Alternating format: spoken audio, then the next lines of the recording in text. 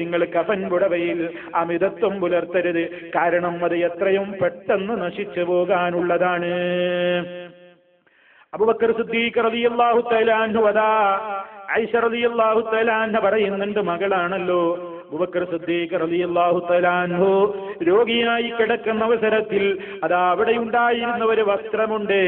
ആ വസ്ത്രം ആയിഷ ബീവിയുടെ കയ്യിൽ എടുത്തു വെച്ചുകൊണ്ട് പറയുകയാണ്, അത് കൊടുത്തുകൊണ്ട് പറയാണ്, നിങ്ങൾ എന്റെ ഈ വസ്ത്രം കഴുകി വെക്കണേ. ആ ഒരു വസ്ത്രത്തിന്റെ കൂടെ മറ്റു 2 വസ്ത്രങ്ങളും കൂടെ ചേർത്തിട്ട് ഫകഫിനൂനി ഫിഹാ, അതിൽ നിങ്ങൾ എന്നെ കഫൻ ചെയ്യണേ. അപ്പോൾ ആയിഷ റളിയല്ലാഹു തആല അൻഹ ചോദിച്ചു, ഉപ്പാ ഇത് പഴയ വസ്ത്രമല്ലേ? അപ്പൊ നബി സല്ലല്ലാഹു അലൈഹി വസല്ലം ഇല്ലെന്ന് ദീന് പഠിച്ച സിദ്ദീഖുൽ അക്ബർ റളിയല്ലാഹു തആല അൻഹു മറുപടി കൊടുക്കുകയാണ്, ഇന്നൽ ഹയ്യ ഖുബിൽ ജദീദ് മിനൽ മയ്യിത്തി ഇന്നമാ ഹുവ ലിൽ മുഹ്ലത്തി. ആയിഷ, പുതിയത് എന്നൊക്കെ പറയുന്നത് പുതുപുത്തനൊക്കെ മയ്യത്തിനേക്കാൾ അർഹത ജീവിച്ചിരിക്കുന്നവർക്കല്ലേ? ഇത് ജലത്തിനും ദുർനീരിനുമൊക്കെയുള്ളതല്ലേ? അതുകൊണ്ട് മുന്തിയ വസ്ത്രങ്ങൾ എടുത്ത്, രാജാവാണ് മരിച്ചിരിക്കുന്നത്, അതുകൊണ്ട് മുന്തിയ വസ്ത്രമാണ് വേണ്ടത്. ഇങ്ങനെ ആ നിലക്കുള്ള അമിതത്വമൊന്നും അതിൽ ഉണ്ടാകുവാൻ പാടില്ല എന്ന് അബൂബക്കർ സിദ്ദീഖ് റളിയല്ലാഹു തആല അൻഹു പഠിപ്പിച്ചു കൊടുക്കുകയാണ്. മണ്ണ് തിന്നാനുള്ളതല്ലേ എന്ന നിലക്ക് ആവശ്യത്തിന് മതിയാകാത്തതോ അല്ലെങ്കിൽ ഏറ്റവും കീറിപ്പറിഞ്ഞ താഴ്ന്ന നിലവാരത്തിലുള്ളതോ ആയിരിക്കണമെന്നില്ല. മധ്യമ നിലവാരത്തിലുള്ളതായിരിക്കണം എന്ന് പറഞ്ഞാൽ അതിലൊരു മീഡിയം സൈസ്, അതാണ് വേണ്ടത്, അതാണ് വേണ്ടത്. നബി സല്ലല്ലാഹു അലൈഹി വസല്ലം പറയുന്നുണ്ട്, ഇദാ കഫന അഹദുകും അഖാഹു ഫൽയുഹ്സിൻ കഫനഹു. നിങ്ങളിൽ ഒരാൾ തന്റെ സഹോദരനെ കഫൻ ചെയ്യുകയാണെങ്കിൽ നന്നായി കഫൻ ചെയ്യണേ. ആ നിലക്കുള്ള ആദരവ് നിലനിർത്തപ്പെടുന്ന നിലക്ക് ചെയ്യാനാണ് നബി സല്ലല്ലാഹു അലൈഹി വസല്ലം പറയുന്നത്. അതുപോലെ തന്നെ നബി സല്ലല്ലാഹു അലൈഹി വസല്ലം പറഞ്ഞ മറ്റൊരു കാര്യം എന്താണ്? വെള്ളവസ്ത്രമാണ് വേണ്ടത്. ഇൽബിസൂ മിൻ സിയാബികുമുൽ ബയാദ്. ഓ ജനങ്ങളെ, നിങ്ങൾ ധരിക്കുമ്പോ നിങ്ങൾ വെള്ളവസ്ത്രം ധരിക്കണേ. ഫഇന്നഹാ ഖൈറു സിയാബികും. നിങ്ങളുടെ വസ്ത്രങ്ങളിൽ ഉത്തമമായത് വെളുത്ത വസ്ത്രമാണ്, ശുഭ്രവസ്ത്രമാണ്. വകഫിനൂ ഫിഹാ. നിങ്ങൾ അതിലാണ് കഫൻ ചെയ്യേണ്ടത്. അപ്പൊ വെള്ളവസ്ത്രമാണ് ജീവിതത്തിലും ഉടുക്കാൻ നല്ലത്.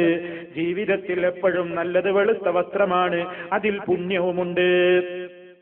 വഫാത്തായി കഴിഞ്ഞാലും കഫൻ ചെയ്യാനും അങ്ങനെ വെളുത്ത വസ്ത്രമാണ് വേണ്ടത്. ഇനി പ്രിയപ്പെട്ടവരെ, നമ്മൾ മനസ്സിലാക്കിയിരിക്കേണ്ട മറ്റൊരു കാര്യമുണ്ട്. അതെന്താണ്? പുടവയുടെ ചെലവ് വഹിക്കേണ്ടത് ആരാണ്? മയ്യത്തിന്റെ തന്നെ സമ്പാദ്യത്തിൽ നിന്ന് എടുക്കണം എന്നാണ് നബി സല്ലല്ലാഹു അലൈഹി വസല്ലമിന്റെ അധ്യാപനത്തിൽ നിന്ന് മനസ്സിലാകുന്നത്. അത് മറ്റുള്ള ആളുകൾ അവരുടെ സ്വത്തിൽ നിന്ന് അങ്ങനെ എടുത്തു കൊടുക്കാൻ വേണ്ടി താല്പര്യം കാണിക്കാറുണ്ട്. പലപ്പോഴും ജനാസയുടെ ആ നിലക്കുള്ള കഫൻ പുടവ എന്റെ വക ആയിക്കോട്ടെ എന്നൊക്കെ പറഞ്ഞിട്ട് പലരും ആ കഫൻ പുടവ എടുക്കാൻ വേണ്ടി പരസ്പരം അങ്ങോട്ടും ഇങ്ങോട്ടും വർത്തമാനം പറയുന്നതും അതിന്റെ പേരിൽ വാശി പിടിക്കുന്നതും ഒക്കെ കാണാൻ സാധിക്കും. വാസ്തവത്തിൽ അത് മറ്റൊരാളുടെ അർഹതയിൽപ്പെട്ടതല്ല എന്നാണ് നബി സല്ലല്ലാഹു അലൈഹി വസല്ലമിന്റെ അധ്യാപനങ്ങളിൽ നിന്ന് നമുക്ക് ഉത്തമം. അത് അവരവരുടേതായ സമ്പാദ്യത്തിൽ നിന്നല്ലാതെ മറ്റുള്ളവരത് എടുത്തു കൊടുക്കേണ്ടതല്ല. നിങ്ങൾ നോക്കൂ, മഹാനായ മിസ്അബ് റളിയല്ലാഹു തആല അൻഹു, മിസ്അബ് റളിയല്ലാഹു തആല അൻഹു അതാ വഫാത്തായ നേരത്ത് അദ്ദേഹത്തിന്റെ ശരീരത്തിൽ കഫൻ ചെയ്യാൻ ഉതകുന്ന നിലക്ക് ആ ഒരൊറ്റ പുതപ്പല്ലാതെ മിസ്അബ് റളിയല്ലാഹു അൻഹുവിന്റെ ശരീരത്തിലില്ലായിരുന്നു. ആരായിരുന്നു മിസ്അബ് റളിയല്ലാഹു അൻഹു? സാധാരണ നമുക്കൊക്കെ പറയാവുന്ന ഒരു ശൈലിയിൽ പറയുകയാണെങ്കിൽ വായിൽ വെള്ളിക്കരണ്ടിയുമായി പ്രസവിക്കപ്പെട്ട മഹാനാണ്.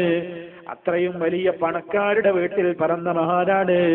അങ്ങനെ ഇസ്ലാമിന് വേണ്ടി എല്ലാം സഹിച്ചിട്ട് ദീനിന്റെ മാർഗത്തിൽ തനിക്ക് കിട്ടാനുള്ള ആനുകൂല്യങ്ങളൊക്കെ വേണ്ടെന്ന് വെച്ചിട്ട് അതുപോലെ തന്നെ കിട്ടിയതുപോലെ അല്ലാഹുവിന്റെ മാർഗത്തിലേക്ക് അങ്ങ് സംഭാവനകൾ ചെയ്തിട്ട് അവസാനം മരിച്ചു വീഴുമ്പോ ദരിദ്രനായിട്ടാണ് മിസ്അബ് റളിയല്ലാഹു അൻഹു മരിച്ചു വീഴുന്നത്. അങ്ങനെ സഹാബിമാര് പറയുന്നു, അദ്ദേഹം വഫാത്തായ നേരത്ത് അദ്ദേഹത്തിന്റെ കഫൻ ചെയ്യാൻ ഒരു പുടവയല്ലാതെ അവിടുത്തെ ശരീരത്തിലില്ലായിരുന്നു. എന്താണ് ആ പുടവയുടെ പ്രത്യേകത? ഇദാ ഖത്തൈനാ ബിഹാ റഅസഹു ഖറജത് റിജ്ലാ, അവിടുത്തെ തല ഞങ്ങൾ ആ പുടവ കൊണ്ട് മൂടിയാൽ കാല് പുറത്താണ്, ഉയരം കുറവാണ്, വസ്ത്രം തികയാൻ മാത്രം ഒരു വസ്ത്രമില്ല. തല മൂടിയാൽ കാല് പുറത്താണ്. വൈദാ ഖത്തൈനാ റിജ്ലൈ, കാലിലേക്ക് വലിച്ചിട്ട് കാല് മറച്ചാലോ ഖറജ റഅസുഹു, തലമൂടാൻ കഴിയുന്നില്ല. തലമൂടിയ കാല് പുറത്ത്, കാല് മൂടിയിട്ട് ഇങ്ങോട്ട് വലിച്ചാലോ തല പുറത്താണ്. അങ്ങനെ ഒരു കുറിയ വസ്ത്രമല്ലാതെ, ഒരു പുതപ്പല്ലാതെ മുസ്അബ് റളിയല്ലാഹു അൻഹുവിന്റെ ശരീരത്തിലില്ല. ആ നേരത്ത് എന്താണ്? ഫഅമറന നബിയു സ്വല്ലല്ലാഹു അലൈഹി വസല്ലം, അല്ലാഹുവിന്റെ റസൂൽ ഞങ്ങളോട് കൽപ്പിച്ചു, അന്നുഗത്തിയ റഅസഹു, അവിടുത്തെ തല മൂടാനും, ബാക്കി വരുന്ന കാലിന്റെ ഭാഗത്ത് ഇദ്ഖിർ എന്ന പേരിൽ മദീനയിൽ കിട്ടിയിരുന്ന ഒരു സുഗന്ധമുള്ള ഒരു പുല്ലുണ്ടായിരുന്നു, ഒരു ചെടി ഉണ്ടായിരുന്നു, അതിന്റെ ഇലകൾ കൊണ്ട് മറക്കാനും ഞങ്ങളോട് കൽപ്പിക്കുന്നു. നോക്കൂ നിങ്ങൾ പ്രിയപ്പെട്ടവരെ, ആ മദീനയിൽ മുസ്അബ് റളിയല്ലാഹു അൻഹുവിന്റെ അവിടുത്തെ ശരീരം മുഴുവൻ മൂടാൻ തക്കയോഗ്യമായ വസ്ത്രങ്ങൾ വാങ്ങിക്കൊടുക്കാൻ കെൽപ്പുള്ള എത്രയോ സഹാബിമാരവിടെയില്ലേ, എത്രയോ മുതലാളിമാരവിടെയില്ലേ? ആരാണ് മുസ്അബ് റളിയല്ലാഹു അൻഹുവിന് 3 വസ്ത്രം വാങ്ങിക്കൊടുക്കൂ എന്ന് റസൂലുള്ള പറഞ്ഞാൽ വാങ്ങിക്കൊടുക്കില്ലെന്ന് പറയാൻ അവിടെ ആരെങ്കിലും ഉണ്ടോ? പക്ഷേ നബി സല്ലല്ലാഹു അലൈഹി വസല്ലം എന്താ ചെയ്യുന്നത്? ആ വസ്ത്രം മതി, മുസ്അബിന്റെ ശരീരത്തിൽ അദ്ദേഹത്തിന്റെ സമ്പാദ്യമായിട്ടുള്ള ആ വസ്ത്രം തന്നെ മതി എന്ന് പറഞ്ഞുകൊണ്ട് ആ വസ്ത്രം കൊണ്ട് തലമൂടിയിട്ട് ബാക്കി വരുന്ന ഭാഗം സഹാബിമാരെ നിങ്ങളുടെയൊക്കെ വീടുകളിൽ പോയിട്ടൊരു തുണി കൊണ്ടുവരൂ എന്ന് പറയാതെ മദീനയിൽ കിട്ടുന്ന ഇദ്ഖിർ എന്ന് പേരുള്ള തണുപ്പുല്ലുകൊണ്ട് ആ ശരീരം മറക്കുകയാണ്. ഇതിൽ നിന്ന് പണ്ഡിതന്മാര് പലരും പറയുന്നു, ആ നിലയ്ക്ക് അങ്ങനെ തന്നെയാണ് ജനാസ, ആ സംസ്കരണത്തിന് ആവശ്യമായ കഫൻ പുടവ അത് മറ്റുള്ളവരങ്ങനെ വാങ്ങിച്ചു കൊടുക്കേണ്ടതല്ല, അത് മയ്യത്തിന്റെ സമ്പത്തിൽ നിന്ന് തന്നെയാണ് അതിന് വേണ്ട രൂപത്തിലുള്ള സംവിധാനം ഉണ്ടാകേണ്ടത്. ഇനി പ്രിയപ്പെട്ടവരെ, നിങ്ങൾ ആലോചിച്ചു നോക്കൂ, അങ്ങനെ കഫൻ പുടവയുടെ കാര്യത്തിൽ നിങ്ങൾ നോക്കൂ, മഹാനായ നബി സല്ലല്ലാഹു അലൈഹി വസല്ലം എന്തൊക്കെ നിയമങ്ങൾ നമ്മളോട് പഠിപ്പിച്ചു തന്നു, എന്തൊക്കെ കാര്യങ്ങൾ നമ്മൾ അതിൽ മനസ്സിലാക്കേണ്ടതുണ്ട്. ഒന്ന്, പൂർണ്ണമായ രൂപത്തിൽ കഫൻ ചെയ്യുകയാണെങ്കിൽ ആ 3 വസ്ത്രമാണ് ഇസ്ലാം നമുക്ക് നിശ്ചയിച്ചു തന്നിട്ടുള്ളത്. മഹാനായ നബി സല്ലല്ലാഹു അലൈഹി വസല്ലമിനെ കഫൻ ചെയ്തത് അങ്ങനെയാണ്. കുഫിന ഫീ സലാസത്തി അസ്വാബ്, 3 വസ്ത്രങ്ങളിലായി കൊണ്ടാണ് അവിടുത്തെ കഫൻ ചെയ്യപ്പെട്ടത്. വെളുത്ത 3 വസ്ത്രങ്ങൾ, അതിൽ കുപ്പായമില്ല, തലപ്പാവില്ല.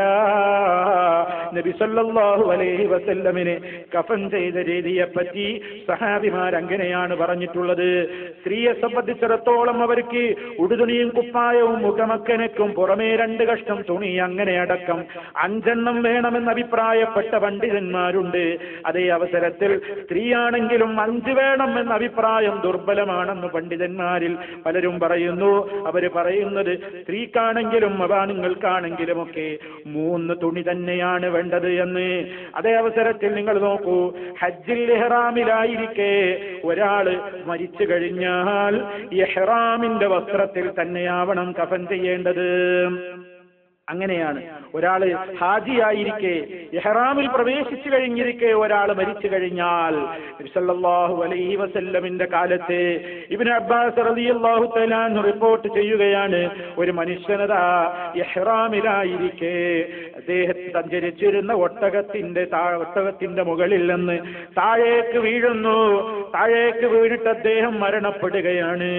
നബി സല്ലല്ലാഹു അലൈഹി വസല്ലം സഹാബിമാരോട് പറയുന്നു, നിങ്ങൾ അദ്ദേഹത്തെ അദ്ദേഹത്തെ കുളിപ്പിക്കൂ, വെള്ളം കൊണ്ട് നിങ്ങൾ അദ്ദേഹത്തെ ശുദ്ധീകരിക്കൂ. വകഫിനൂഹു, നിങ്ങൾ അദ്ദേഹത്തെ കഫൻ ചെയ്യൂ. ഫീ സൗബൈൻ, 2 വസ്ത്രത്തിൽ കഫൻ ചെയ്യൂ. കാരണം ഒരു ഹാജിയെ സംബന്ധിച്ചിടത്തോളം ഇഹ്റാമിൽ പ്രവേശിച്ചു കഴിഞ്ഞാൽ അയാളെ സംബന്ധിച്ചിടത്തോളം ഒരു ഉടുതുണിയും അതുപോലെ തന്നെ ചുറ്റിപ്പുതക്കാനുള്ള ഒരു തുണിയുമടക്കം 2 വസ്ത്രമാണല്ലോ ഉണ്ടാവുക. അതിൽ നിങ്ങൾ കഫൻ ചെയ്യൂ. അതോടൊപ്പം പ്രവാചകൻ നിർദ്ദേശിക്കുന്നു, വലാ തുമിസ്സൂഹു തീബാ, നിങ്ങൾ സുഗന്ധം പുരട്ടരുത് കേട്ടോ. ജനാസയെ സംബന്ധിച്ചിടത്തോളം ആ ജനാസയിൽ സുഗന്ധം പുരട്ടരുത്. കാരണം എന്താണ്? ഇഹ്റാമിലായിരിക്കെ സുഗന്ധം ഉപയോഗിക്കാൻ പാടില്ലല്ലോ.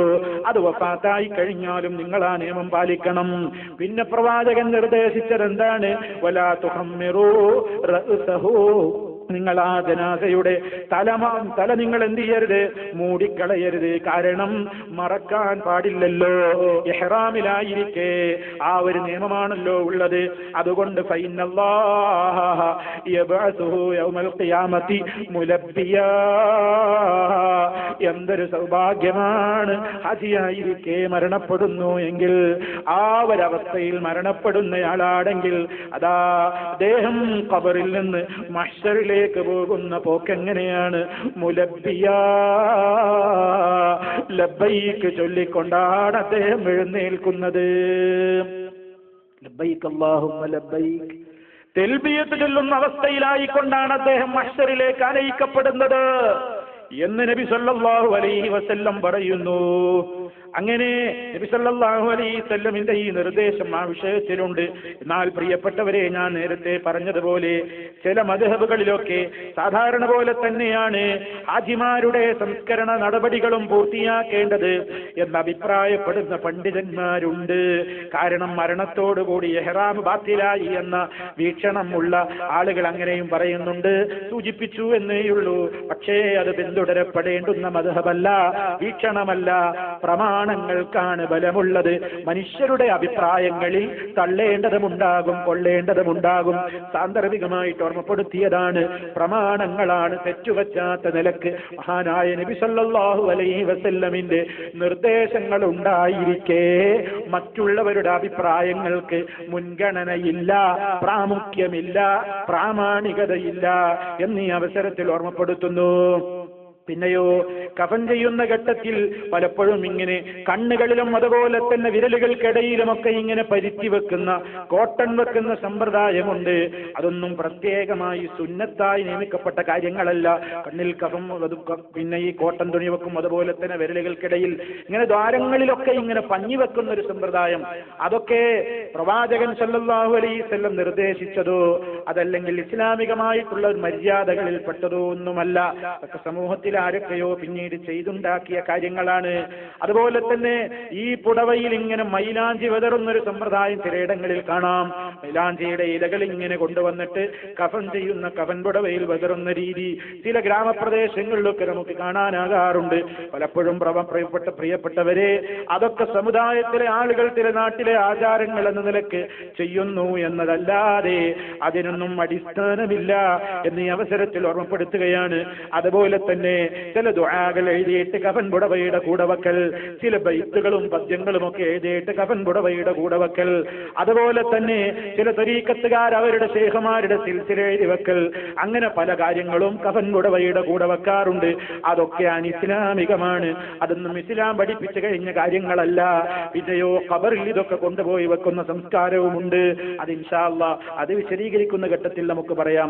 അപ്പോ ഈ രൂപത്തിൽ കൃത്യമായി ഇസ്ലാമികമായ നിയമങ്ങൾ പാലിച്ചുകൊണ്ടാണ് കഫൻ ചെയ്യേണ്ടത്. ആ നിലക്കുള്ള നിയമാവലികളും ഇസ്ലാമികമായിട്ട് കഴിയുന്നത്ര ഒരാൾ അത് സംബന്ധമായ അറിവുകളൊക്കെ, അറിവില്ലെങ്കിൽ ചോദിച്ചും ഗ്രഹിച്ചുമൊക്കെ ഗ്രഹിച്ചു കഴിഞ്ഞ് മനസ്സിലാക്കി ആ രൂപത്തിലുള്ള കാര്യങ്ങളാണ് സഹോദരങ്ങളെ ചെയ്യേണ്ടത്. കഫൻ ചെയ്യുന്ന ആ ഒരു കാര്യത്തെക്കുറിച്ച് നിങ്ങൾ ആലോചിച്ചു നോക്കൂ. നമ്മൾ ഓർക്കണം, നമ്മുടെ ശരീരവും ഇങ്ങനെ ഈ നിലക്കിങ്ങനെ മൂടിക്കൊണ്ടുപോകുന്ന ഒരവസ്ഥയിലേക്ക് നീങ്ങുമ്പോൾ നമ്മൾ ആലോചിക്കണം, ഇതാ എന്റെയും ശരീരം എന്റെ മരണശേഷം ഇങ്ങനെ കെട്ടിപ്പൊതിയാനുള്ളതാണ്.